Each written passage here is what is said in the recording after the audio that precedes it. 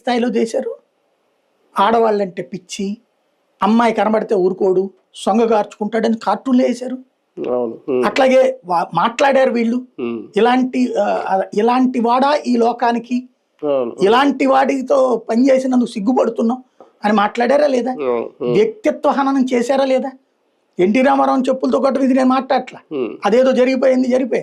But ఆ తర్వాత ముఖ్యమంత్రిగా చంద్రబాబు ప్రమాణం స్వీకారం చేశాక ఎన్టీ రామారావు అనేటటువంటి వ్యక్తి క్యారెక్టర్ని దారుణంగా అవమానించారు. ఈవెన్ అతను చనిపోయిన తర్వాత కూడా దారుణంగా అవమానించారు. లక్ష్మీ పార్వతిని అయితే ఇవాళకి కూడా కొరటగానే చూపెడతారు. ఆవిడ ఆ రోజున కోట్లు సంపాదించింది అన్నారు. ఏముంది ఇప్పుడు?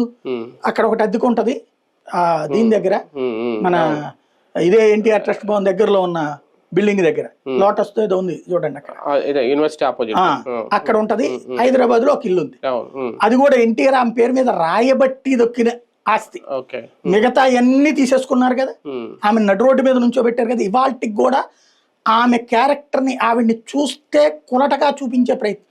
మిగతా వాళ్ళ ఎంతమందికి ఎన్ని పెళ్లిళ్ళు అయినాయి, ఎంతమంది ఉంచుకున్న వాళ్ళు ఉన్నాయి, ఎన్ని ఉన్నాయి. బహిరంగంగా చట్టబద్ధంగా పెళ్లి చేసుకున్న దాన్ని అంత అరాచకంగా, అంత అసభ్యంగా ఇవాళకి కూడా ఆమెను మాట్లాడతారు కదా. ఆ తర్వాత కూడా ఆమె క్యారెక్టర్ మీద ఎంత అసాసినేషన్ చేశారు.